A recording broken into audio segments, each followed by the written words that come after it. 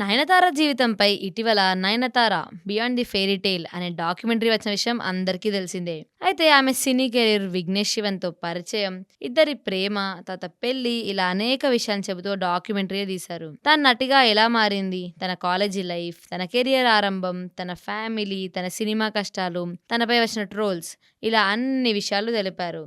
నెట్‌ఫ్లిక్స్‌లో స్ట్రీమింగ్ అవుతున్న ఈ డాక్యుమెంటరీలో నయనతార నటించిన కొన్ని సినిమాలకు సంబంధించిన విజువల్స్‌ని కూడా వినియోగించారు. అయితే అందులో కొన్ని సినిమాల విజువల్స్‌కి అనుమతి లేకుండా వినియోగించడంతో, ముఖ్యంగా ధనుష్ నిర్మించిన 'నేను రౌడీనే' సినిమా నుంచి కొన్ని సెకన్ల వీడియోను వినియోగించడం వివాదాస్పదం అయింది. ధనుష్ ఇప్పటికే దీనిపై నయన్‌కు లీగల్ నోటీసులు కూడా పంపించారు.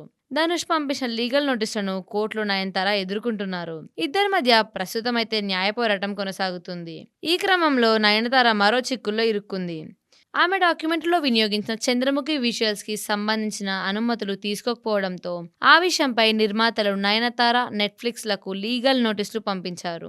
5 కోట్లు చెల్లించాలని లేదంటే తీవ్ర పరిణామాలను కోర్టు ద్వారా ఎదుర్కోవాల్సి వస్తుందంటూ ఆ లీగల్ నోటీసులో పేర్కొన్నారు. రజనీకాంత్ హీరోగా నటించిన 'చంద్రముఖి' సినిమాలో మెయిన్ లీడ్‌లో జ్యోతిక నటించగా, మరో హీరోయిన్‌గా నయనతార నటించింది. కెరీర్ స్టార్టింగ్‌లోనే నయనతార చేసిన 'చంద్రముఖి' సినిమా సూపర్ హిట్‌గా నిలిచింది.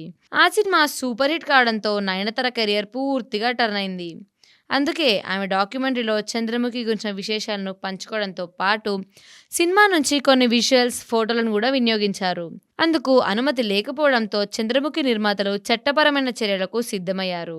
విఘ్నేష్ శివన్ దర్శకత్వంలో రూపొందిన 'నేను రౌడీనే' సినిమాలో నయనతార నటించింది. ఆ సమయంలోనే విఘ్నేష్, నయన్‌కు మధ్య పరిచయం ఏర్పడిందని, ఆ పరిచయమే ప్రేమగా మారి పెళ్లికి దారితీసిందని, అందుకే ఇద్దరికీ సంబంధించిన కీలకమైన డాక్యుమెంటరీలో ఆ సినిమాకి సంబంధించిన విశేషాలను ఎక్కువగా పంచుకోవాల్సి వస్తుంది అని, దాంతో పాటు కొన్ని సెకన్ల విజువల్స్‌ను వినియోగించడం వల్లే ధనుష్ లీగల్ నోటీసులు పంపించారు. అది నడుస్తుండగానే ఇప్పుడు 'చంద్రముఖి' నిర్మాతల నుంచి వచ్చిన లీగల్ నోటీసులు నయన్‌కు దెబ్బ మీద దెబ్బ అన్నట్లుగా పడ్డాయి. ఈ పరిస్థితి నుంచి నయనతార ఎలా బయటపడుతుందో చూడాల్సిందే. ఇప్పటివరకైతే నయనతార 'చంద్రముఖి' నిర్మాతల నుంచి ఇంకా స్పందించలేదు.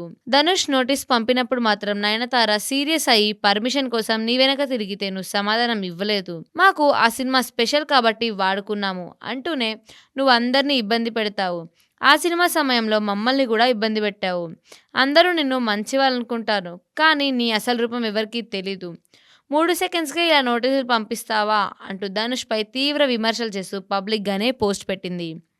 దీంతో ఆ వివాదం మరింత జటిలంగా మారింది. ఏకంగా 30 seconds Dhanush cinema content Nayan డాక్యుమెంటరీలో వాడడంతో అబద్ధం కూడా చెప్పిందని ధనుష్ ఫ్యాన్స్ నయనతారను సోషల్ మీడియాలో టార్గెట్ చేసి విమర్శలు చేశారు. నయన్ ఫ్యాన్స్ కూడా ధనుష్‌పై విమర్శలు కురిపించారు. ప్రస్తుతం అయితే ధనుష్, నయనతార కేసు కోర్టులో ఇంకా నడుస్తుంది. ఈలోపే 'చంద్రముఖి' నిర్మాతలు కూడా ఇలా నయనతారకు ఇదే విషయంలో నోటీసులు పంపించడం తమిళనాట చర్చగా మారింది. మరి ఇప్పుడు దీనికి నయన్ ఎలా సమాధానమిస్తుందో చూడాలి. తాజా ఘటనతో మరోసారి ధనుష్ ఫ్యాన్స్ నయనతారని విమర్శిస్తున్నారు.